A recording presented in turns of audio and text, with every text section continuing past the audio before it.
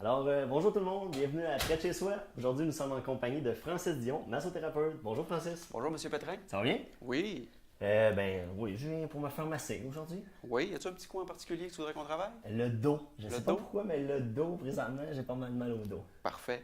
Donc, je vais te faire enlever ton chandail. On va s'installer sur le ventre, la tête dans la Ok. butaille. OK. Ça va? Oui, je vais l'enlever. Tiens. Je suis prêt. Ouais. On va enlever l'autre aussi. Mais là, faut... Tiens, je suis On prêt. va, on va toutes les enlever, Mais je là, pense. faut... J'en enlève combien, des chandails? On va essayer de se rendre jusqu'au dos. Le dos?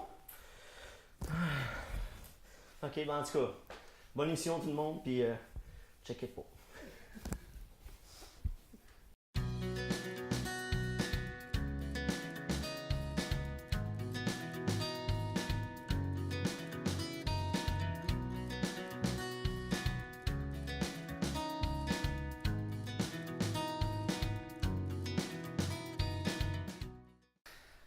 Francis, bonjour. Bonjour. Merci d'avoir accepté l'entrevue dans l'émission Près de chez soi. Francis, tu es massothérapeute. J'aimerais ça que tu me parles justement de ton entreprise ici, c'est chez toi. Oui, oui. Donc, la clinique ici, ça fait 3 ans que je l'ai fondée. OK. Moi, je suis thérapeute en réadaptation physique et massothérapeute. Auparavant, je travaillais dans une clinique privée là, à Roberval. Donc, un moment donné, là, le voyagement, tout ça, j'ai décidé de rapatrier plus dans le coin ici. Je fais du remplacement aussi à l'hôpital sur le département de physio. OK. Puis, je consolide là, tranquillement pas vite la clientèle au niveau de la clinique de massothérapie. Je t'arrête tout de suite. Là, tu m'as parlé de massothérapie puis de réadaptation. De réadaptation physique, oui. OK. J'aimerais ça que tu expliques c'est quoi la différence parce que là, moi, j'ai aucune idée de quoi qu'on parle. La différence est au niveau de la thérapie en réadaptation physique, on parle de réadaptation, donc des problèmes au niveau de la physio musculo-squelettique.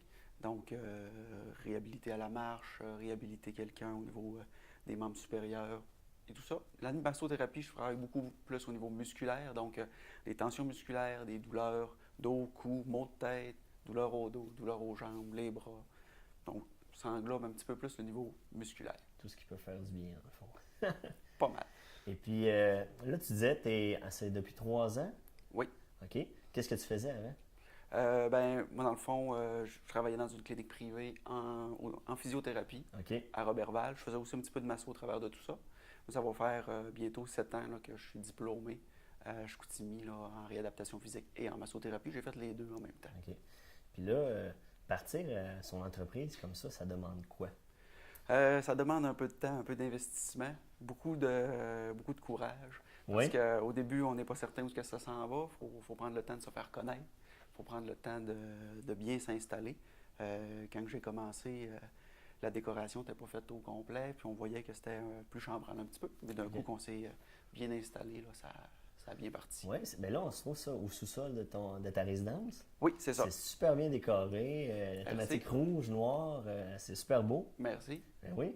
Comment tu as fait justement? C'est quoi l'inspiration que tu as eue pour ces couleurs-là? Et puis... Moi, je suis parti avec un cadre que j'ai trouvé là, dans une boutique que j'aimais bien. Puis, je suis allé voir une décoratrice à Normandin. Puis, on a travaillé ce thème-là au niveau du noir et du rouge. Je voulais surtout me dissocier des couleurs vertes, bleues qu'on voit dans la plupart des cliniques. Oui, la zénitude verte, là. Oui, exactement. Je voulais faire un petit peu différent. Comme en plus, là, je suis un gars dans le domaine de la massothérapie. J'essayais de clasher un petit peu avec les tendances qu'il y avait déjà d'installer. Puis au-delà de la décoration, tout ça, tu me parlais tantôt de courage. Pourquoi tu parles de courage quand on se part en entreprise? C'est qu'on ne sait jamais où est-ce que ça va s'en aller. Ça peut bien marcher, ça peut moins bien marcher. Comme travailleur autonome, là, on n'a pas un salaire qui rentre toutes les semaines. S'il y a juste 2 clients qui viennent voir dans la semaine, faut qu'on fasse avec les sous qui rentrent là, à ce niveau-là. Donc, ça prend... faut se lancer. Quand on parle de courage, on parle aussi d'encouragement. J'imagine que tu as eu l'encouragement de tes proches, de tes amis, ta famille. Oui. Ma famille m'a beaucoup épaulé au travers de tout ça. J'ai fait aller le réseau de contacts là, familial pas mal. Okay. Une grande famille, donc ça l'a aidé là-dessus. T'as-tu développé des outils de promotion quelconque? Au niveau de la promotion, je me suis affiché surtout dans les salles de sport, au niveau des gyms, tout ça. Parce que j'essayais d'aller accéder à une clientèle qui est un petit peu plus sportive. OK. Après ça, j'ai fait affaire avec Facebook, bien sûr. Oui, le réseau social. Le réseau social. Puis, outre ça, je me représente. Dans le fond, je vais dans différentes activités moi-même en personne pour me faire connaître un petit peu plus. OK. Puis quand tu parles de réseau social, Facebook, c'est quoi tu fais au juste? Comment qu'un massothérapeute peut se faire connaître via Facebook? Ce que je fais, c'est que je donne de l'information. Dans le fond, OK. je fouille quelques petits sites là, au niveau de la santé, tout ça. Puis je transfère ce que je trouve intéressant, ce que je trouve mieux filtré un petit peu au niveau de ma page Facebook. Donc, il y a des moyens d'avoir des petits trucs, des conseils, quelques petits éléments là, qui permettent de vivre Tu parles en pas meilleure juste santé. de ton entreprise. Tu es comme un porteur d'informations. Oui, on pourrait dire ça. OK. Puis dans le fond, les gens qui veulent te trouver par Facebook, c'est quoi? C'est Francis Dion Massothérapie? Oui, Francis Dion, thérapeute en fait. OK. Puis, assez facile à trouver Ben oui, vraiment. pour le coin. Puis sinon, on peut te rejoindre par téléphone. Sinon, c'est par téléphone ou via Facebook. Là, je prends les rendez-vous aussi par message. Puis le téléphone, c'est quoi? C'est 418? C'est 418-618-5055. Notez ça à la maison. Hein? Et puis, si on revient à ton entreprise, là, ça fait quelques années justement que tu disais que tu es démarré, tu es installé ici. Comment ça va? Ça va très bien. Oui. On peut commencer à dire que je vis là-dessus quand même bien. Fait que le stress doit diminuer. Le stress diminue pas mal. C'est sûr qu'on travaille toujours pour développer la clientèle, pour développer la clinique, pour avoir un meilleur rayonnement, mais en somme toute, là, ça va quand même très bien.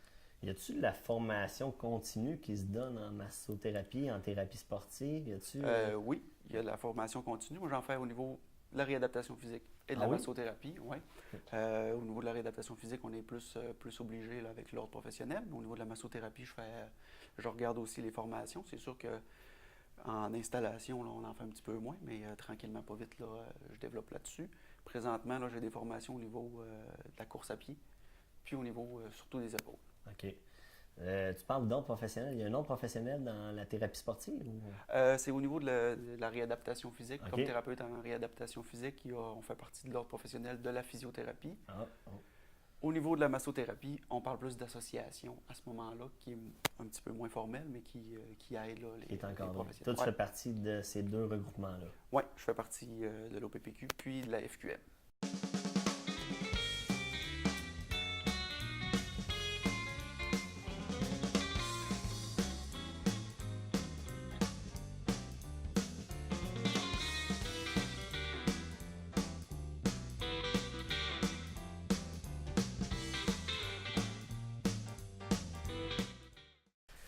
Francis, on a changé de place. Oui, Nous sommes devant tes précieux diplômes. Oui. On parlait de formation continue tantôt, mais à la base, ça demande quoi comme formation, ce que tu fais présentement comme profession? Donc, il y a plusieurs formations qui se donnent au niveau de la massothérapie. Moi, j'ai suivi un cours à Jonquière avec MKO, donc un cours de 600 heures au niveau de la massothérapie. Il y a des cours aussi un petit peu... 600 heures? 600 heures. C'est quand même complet. C'est quand même assez complet. Dans le fond, il y a des cours de 1000 heures qui se donnent aussi. Il y a des cours un petit peu plus courts, tout dépendamment. C'est sûr que la massothérapie, c'est pas une profession qui est régie par un autre professionnel. Oui, donc, c'est une association. Le titre n'est pas protégé. Donc, parfois, il y a des places là il y a des gens qui n'ont pas nécessairement de cours qui s'appellent massothérapeute. C'est important vraiment aux gens à la maison de s'informer des qualifications de la personne avec qui ils font affaire, dans le fond. Oui, c'est important. Dépendamment des services qu'ils veulent avoir ou du résultat qu'ils espèrent ou de la qualité du service. La qualité, exactement. Le meilleur moyen de le savoir, c'est toujours de s'informer si le professionnel va émettre des reçus d'assurance. Parce que généralement, les compagnies d'assurance vont accepter seulement les membres d'une association. OK. Fait que toi, tu es enregistré, fait que les reçus sont formels, les reçus sont acceptés. Exactement. Et puis sinon, si on parle de thérapeute, les autres diplômes que tu as? Au niveau de la thérapie en réadaptation physique, là, il faut absolument faire partie de l'ordre professionnel de la physiothérapie. Donc, c'est un titre protégé. Il y a des actes qui sont protégés qu'on peut faire seulement si on est thérapeute en réadaptation physique. Puis, il y a des petites restrictions, là, comme c'est l'ordre de la physiothérapie. Les physiothérapeutes ont un petit peu plus de droits que les thérapeutes. Mais il y a quand même... c'est pas la même formation. C'est pas la même formation du tout. OK. Mais toi, tu travailles de concert aussi avec tous ces gens-là. Exactement. Dans le fond, je trouve au niveau d'un professionnel, ce qui est important, c'est de passer la POC quand ça dépasse nos compétences. Donc, c'est important de... Savoir se reconnaître ses limites et puis... Exactement. Donc, quand il y a un cas que je trouve qui me prend trop de temps ou qu'il y a quelque chose qui me titille, je l'envoie soit vers le médecin, soit vers la clinique de physio, soit vers le chiro. Donc, on essaie de travailler là, tout le monde de concert, chacun dans ses spécialités respectives.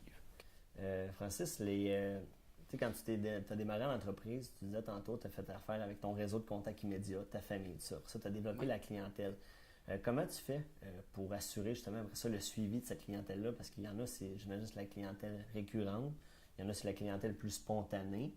Là, tu fais la visibilité via les réseaux sociaux, via le bouche-à-oreille, tout ça. Oui. Mais comment tu fais après ça pour assurer un suivi comme ça de ces clients-là? C'est sûr que je ne fais pas un suivi systématique. Okay. Comme je suis tout seul, je ne suis pas capable de prendre le téléphone, d'appeler tout le monde qui ne sont pas venus depuis 2-3 semaines. Ça, c'est la réalité des travailleurs autonomes, justement. Oui. Il y a pas de... Tantôt, on te voyait à ton bureau. Oui. Tu n'as pas de réceptionniste. Non, tu fais tout toi-même. Fait que j'imagine qu'on développe une polyvalence assez importante. C'est sûr qu'il faut avoir des aptitudes là, un petit peu partout au niveau de la gestion, au niveau de la représentation aussi, comment se présenter au niveau du client, au niveau de la publicité. Là, c'est sûr, des fois, des petits contacts ici et là, mais... L'organisation de travail Exactement. aussi. Il faut toujours se dire, oups, faut que je le fasse, faut que j'organise mon temps, être sûr que le ménage se fasse, les dossiers se fassent, le lavage se fasse. On se cachera pas. On a plusieurs choses à faire. Oui, c'est ça. C'est massothérapeute, et toute autre tâche connexe. Exactement. Est-ce que ça, dans les formations de base en massothérapie, ils vous parlent de cet aspect-là de travailleur autonome, de gestionnaire? En certaines parties, oui. Ils nous parlent surtout au niveau de la gestion, travailleur autonome, de la tenue de livre, la tenue de dossier, tout ça. Mais il y a toujours des aspects qu'on découvre que j'avais pas pensé à ce, ah oui? à ce petit... T'en as-tu en tête qui te viennent en tête présentement? Des choses qu'il a fallu que tu apprennes ou que tu développes justement pour assurer le bien-être de ton entreprise? Je dirais que c'est surtout la gestion de temps, la gestion de oups, je suis assis chez nous, mais il faut que je pense, je vais mettre un petit quelque chose sur Facebook, je vais mettre, faut que je me prépare pour mes prochains clients, il faut que je m'assure que tout roule, là, c'est comme facile de tomber dans le confort et d'oublier tout ça. Oui, puis ça aussi, c'est quelque chose qui revient, qui est récurrent dans les entreprises qu'on en discute avec les entrepreneurs, la gestion du temps. Souvent, on a tendance en démarrage à dire oui à tout, puis on oublie aussi qu'il y a 24 heures pour tout le monde. Fait que j'imagine que ça a été un défi pour toi. Oui, ça a été un gros défi, surtout au début. On ne veut pas dire non à personne. On ne veut pas décevoir. On ne veut pas décevoir, on ne veut pas perdre de clients non plus. Donc, on dit oui à des heures. Des fois, là, tu fais comment que je vais... OK, on va s'organiser le vendredi soir. À un moment donné, il a fallu que je m'assoie et que je me dise, qu'est-ce que je veux comme heure? Qu'est-ce que je veux comme... Établir des normes aussi. Mais ça, faut prendre le temps, faut se faire un petit cadre puis dire, je ne dérogerai pas de ce petit cadre-là pour aussi avoir une vie au travers de tout ça, pour que ça occupe toute notre... exactement, ça avoir un équilibre aussi. Exactement. C'est pas facile quand on est travailleur autonome. Ou en démarrage d'entreprise. Oui, c'est le petit défi. Là, Si on vient sinon à la formation de massothérapeute, est-ce que c'est une formation qui est accessible à n'importe qui, à monsieur, madame, tout le monde? C'est quand même assez accessible. C'est sûr qu'il y a beaucoup d'études. Il faut apprendre au niveau des muscles, des os, de l'anatomie en général. Okay. Donc, apprendre les manœuvres, savoir les faire. C'est sûr que ça demande une certaine dextérité. Ça demande un petit peu d'endurance. Ça demande une tête sur les épaules. Là, Moi, j'ai les mains douces. C'est pas suffisant, j'imagine. C'est un début, mais ça prend un petit peu plus que ça. Dans le fond, ça prend un bagage de connaissances, histoire qu'on sache qu'est-ce qu'on fait sur le patient. OK. Puis est-ce que c'est le genre de formation qui est autant un adulte qu'un jeune adulte? Ça peut être quelqu'un qui serait orienté de carrière peut suivre cette formation-là? Oui, souvent c'est ce qui arrive. Là, soit des gens, il y a beaucoup la différence entre les deux, soit des gens beaucoup plus jeunes, soit qui sont en réorientation de carrière, ils ont décidé de changer, qui étaient tannés, qui décident de faire un travail à domicile. Exactement. Ça, c'est une des professions qui permet justement de s'installer chez soi, ce genre de travail-là. Oui, soit chez soi. C'est sûr que moi, j'aime bien avoir la séparation. Là, je suis dans ma maison, mais c'est quand même séparé. Oui, de l'entrée extérieure, ce qui est intéressant. Ce qui permet de séparer le travail de la vie de tous les jours. Mais il y a quand même beaucoup de cliniques là, qui s'installent à même la maison. C'est quoi les qualités premières, justement, pour un bon masso ou une bonne massothérapeute? Moi, je dirais qu'il faut de l'empathie. Il faut Ah oui? savoir. L'empathie. De l'empathie. Il faut savoir écouter la personne, Ok. la comprendre pour donner un bon traitement. Ok. Après, Parce que ça communique, hein? Les corps communiquent ensemble. exactement. On rentre dans la bulle du monde. Il Mhm. faut savoir comment le faire, là. S'adapter à chaque personne. Ok. Ça prend de l'adaptation. Savoir, justement, là, comment faire face à différentes problématiques. Oui, parce que chaque corps est unique, chaque problème est unique. Exactement. Avoir je pense du professionnalisme, ça en prend dans à peu près tout, mais il faut savoir ses limites, il faut savoir où est-ce qu'on est le plus performant. Surtout quand on rentre comme tu dis, on rentre dans l'intimité un peu Oui. de la personne. Exactement. Il y a un respect à avoir aussi par rapport à ça. Exactement. Puis, outre ça, des qualités, il faut avoir les connaissances qui nous suivent, savoir où est-ce qu'on s'en va. Puis, Avoir une curiosité, j'imagine, parce que la formation continue, tu parlais aussi? oui, il faut savoir où est-ce qu'on s'enligne, il faut savoir qu'est-ce qu'on veut pour aller chercher là, les connaissances dans ce domaine-là plus particulier. Ben, Francis, là, on est dans ton aire d'accueil. On va transférer dans ta salle de travail. On va aller voir ça. Parfait.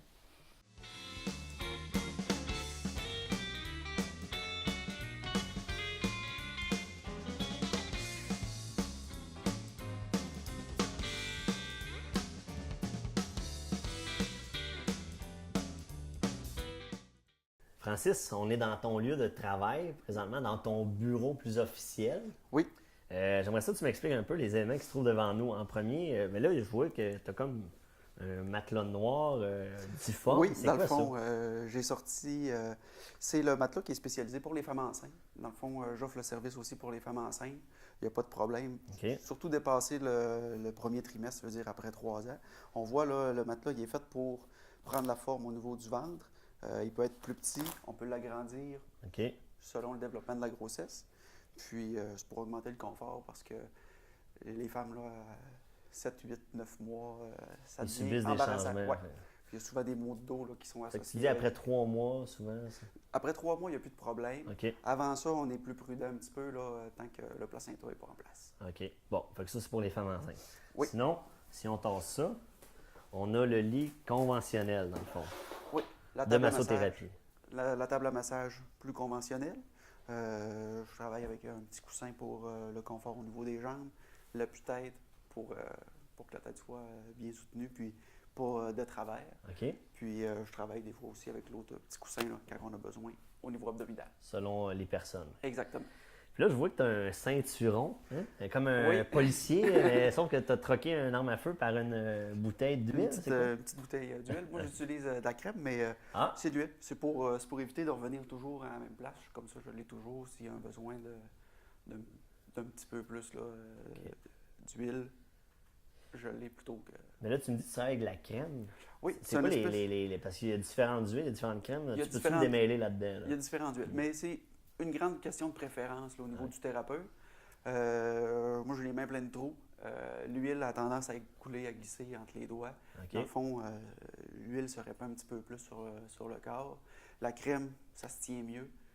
C'est vraiment une question de préférence. Là. OK. On peut parler aussi de la glisse là, sur la peau. Il y en a qui préfèrent certaines sortes d'huile par rapport à d'autres.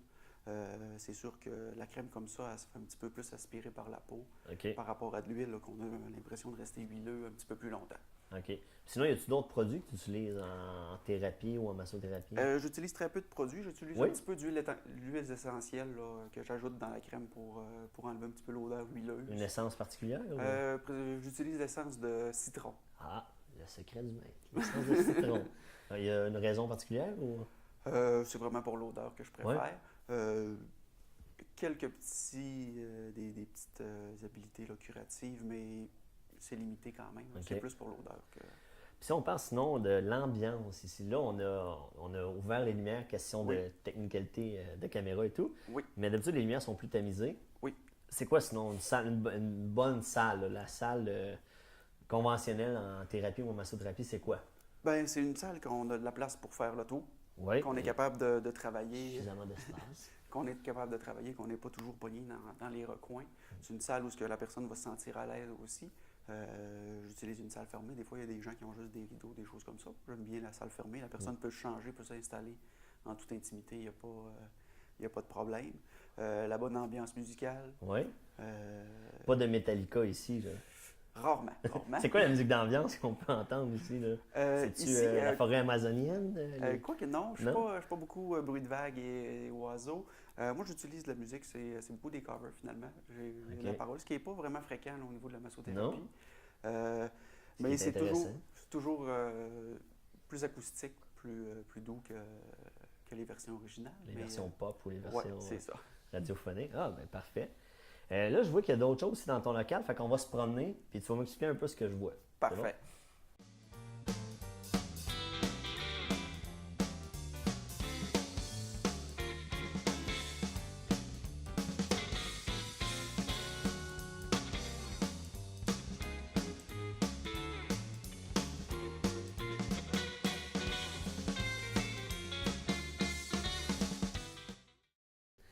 Bon, Francis, c'est le fameux cadre que tu C'est me le parlais cadre. tantôt. Ça, avec lequel je me suis inspiré là, pour la décoration de la clinique. Super beau cadre. Puis oui, ça, avec la décoration, parfait.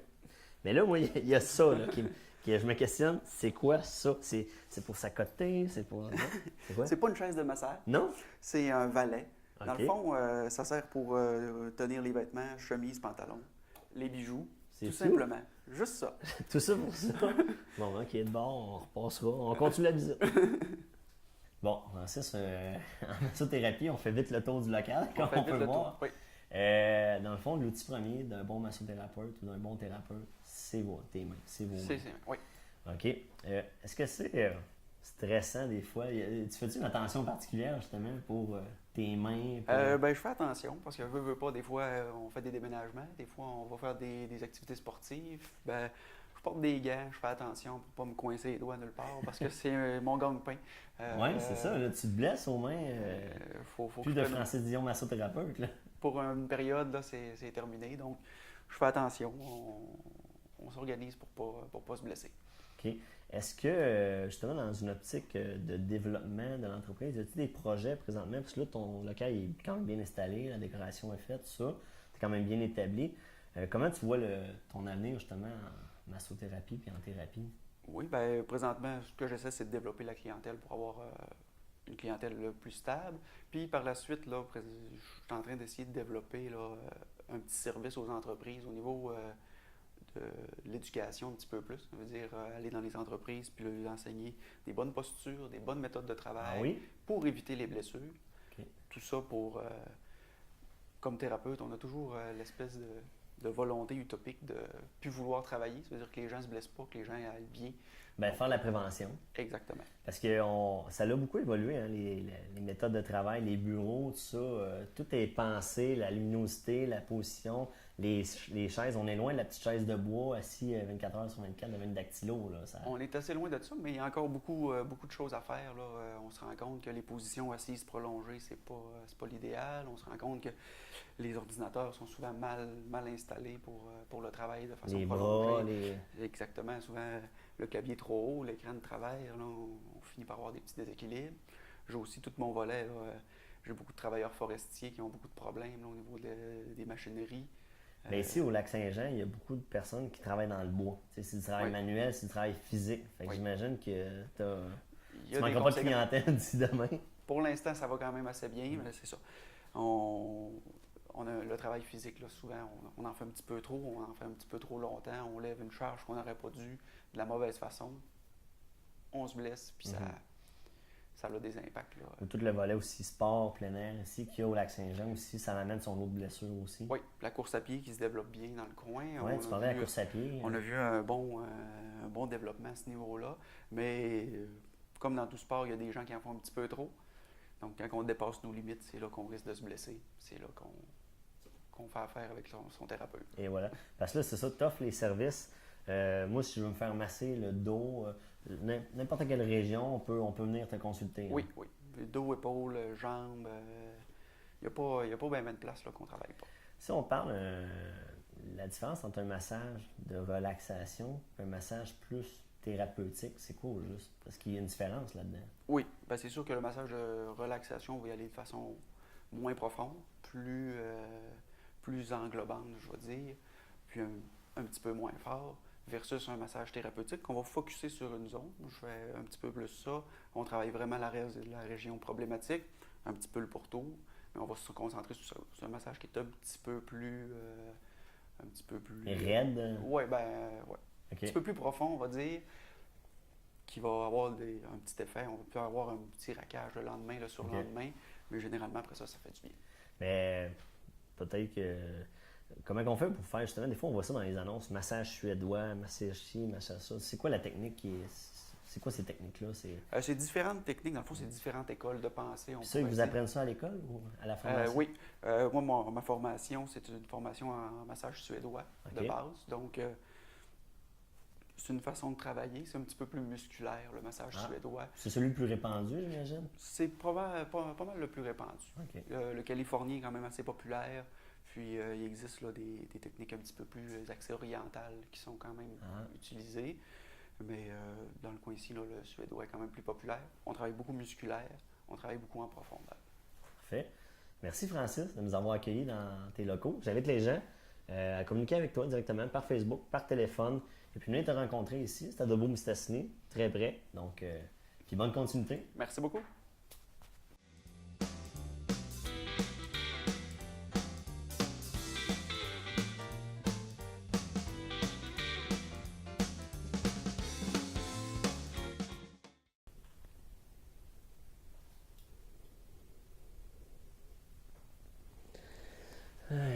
Ben, c'est ce qui complète l'émission Près de chez soi d'aujourd'hui. Donc, en attendant de me faire masser, je vous donne rendez-vous pour une prochaine émission. Restez à l'écoute et merci.